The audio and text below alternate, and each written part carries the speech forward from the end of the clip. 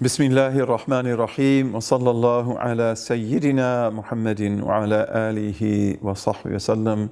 God bless you for your first week of fasting. God enable you to enter the second week with great strength, great determination. I hope you found the rhythm of this month and you can keep that rhythm for the rest of the month bi'idhnillahi ta'ala and increase it and make it better all the time. The word fasting in Arabic is an ancient word that goes back thousands of years, and it's shared by other Semitic languages, other prophetic languages.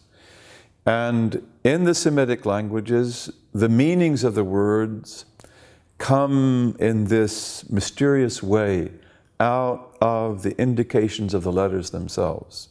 So the word sawm, fasting, we see that originally it meant to stop doing something or to stop something from happening. So it also meant, for example, for water to become still after flowing, or for wind to stop blowing. And it's also used for the sun reaching the zenith in the sky. The Arabs would say, Sam al-Nahar, which means that, not that the day fasted, but that the sun reached the zenith of the day. And when it's at the very top, at the highest point of the sky, it seems not to move anymore. And it's like it's stuck there for hours until it begins to decline towards the west. Part of the wisdom then of naming fasting after this particular word in Arabic and the other Semitic languages is that it indicates that fasting is elevated. It is lifted high above all other forms of worship. It has a very special, very unique status. It is not matched by anything else. It has no peer. It has no analog. Everything has a door, as we mentioned before. The door of worship is fasting. And again, as you fast, you use this worship to get your heart back where it should be, to renew your presence in prayer. Work at that at night and at day as well. Renew your covenant with the Quran and find the beauty of that book, which when our hearts are covered with rust, we don't find. Part of the indication of the fact that fasting is so elevated is in the words of the hadith of the Prophet ﷺ, in which he tells us repeatedly that God says, "As-siyamu li wa ana ajzi bih." This is in Bukhari and Muslim and in the other authoritative transmissions of hadith. That fasting, God says, is mine. I own it. And I will be the one to reward for it. Meaning that you cannot imagine, you cannot begin to calculate as a finite being what the infinite reward of this fast that belongs to God will be. Imam Malik transmits in the Muwatta, one of the most authentic of all the books of hadith, and this hadith is repeated in other great collections, that the Messenger of God said, وَالَّذِي نَفْسِي بِيَدِهِ لَخُلُوفُ فَمِ الصَّائِمِ أَطْيَبُ عِنْدَ اللَّهِ مِنْ رِيحِ الْمِسْكِ. By him in whose hand is my soul, truly the altered breath of the mouth of the fasting person is more fragrant and pure in God's presence than the fragrance of musk.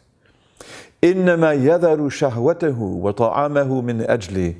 God continues to say, He only gave up His appetite, His appetites, and His food for my sake. فَالصِّيَامُ لِي وَأَنَا أَجْزِي بِهِ. Therefore the fast is mine. I own it. I take possession of it, and I will be the one who rewards for it. كُلُّ حَسَنَةٍ بِعَشْرِ أَمْثَالِهَا إِلَى 700 ضِعْفٍ إِلَّا الصِّيَامِ. Every good deed will be rewarded by the likes of 10 similar to it, until 700 times as many, except for the fast. It is mine, and I will be the one to reward for it.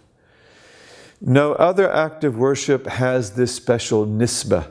No other act of worship has this special relationship, this direct connection to God that fasting has. It is the great key to His mercy and to His pleasure, and it, more than anything else, renews us and gives life to our hearts again. Therefore, there are no standards, there are no rules, there are no laws that we can set down by which we can measure the reward or imagine the reward that will come to us from a single day of fasting.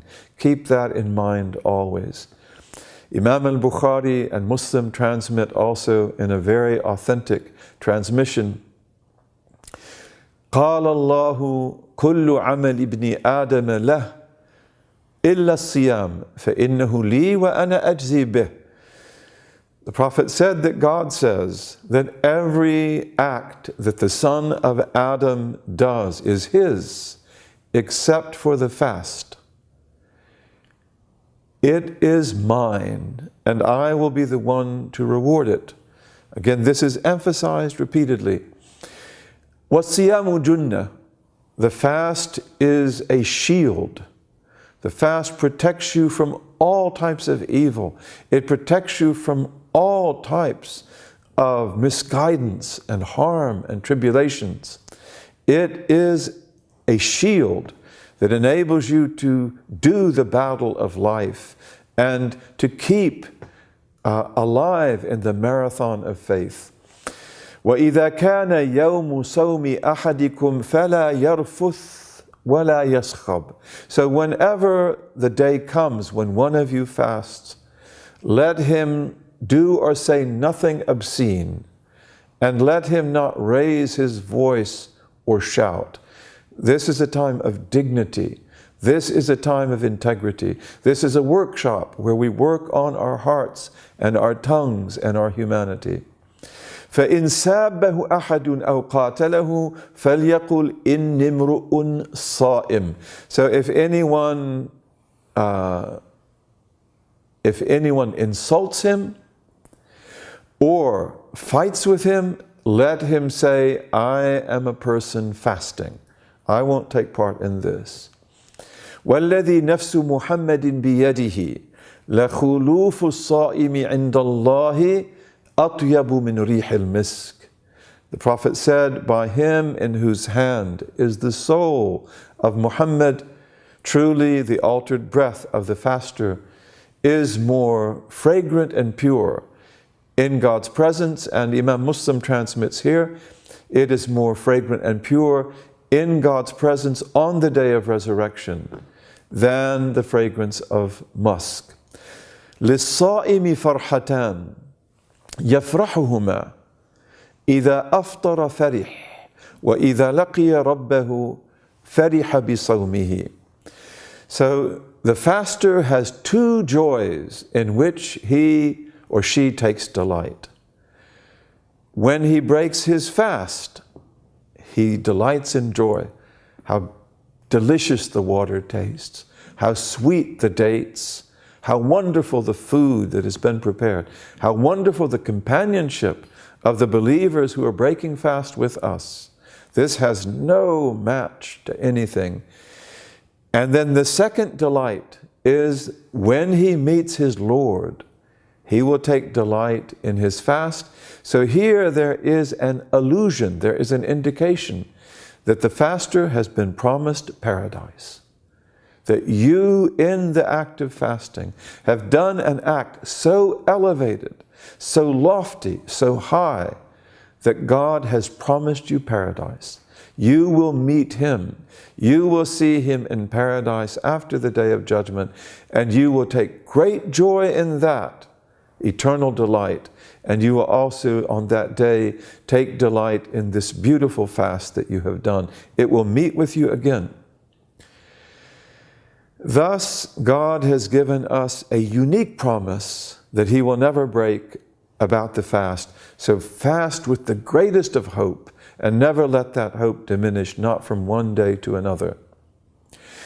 Fasting is only metaphorically called an act In Arabic, the word amal, act, refers linguistically to a performance.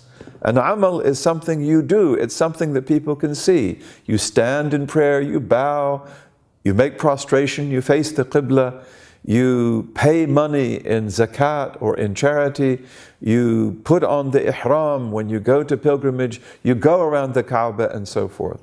But in fasting, the nature of this act is that we don't do certain acts. We don't eat, we don't drink, we refrain from appetites that are perfectly legitimate and even desirable at other times, but not during the fast.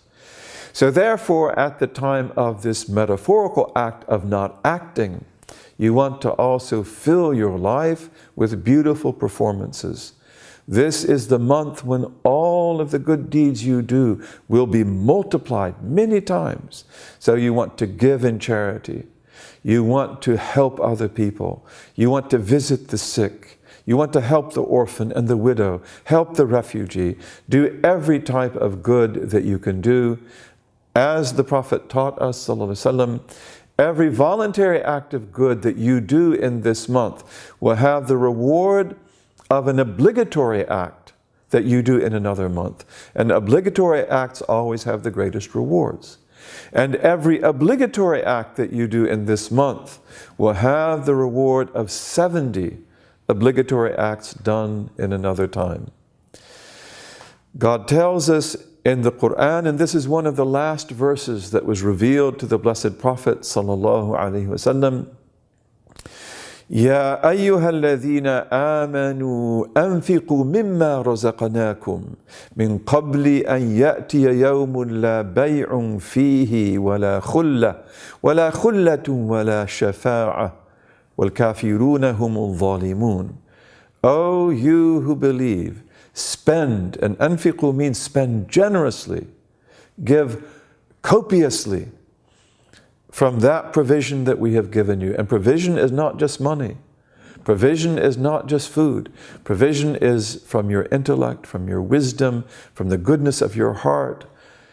All sorts of things that you can do, that you can imagine. Spend freely of these before a day comes when there will be no exchange. You won't be able to give anything for anything else. And when there will be no intimate friendship anymore, and when there will be no intercession except by the will of God.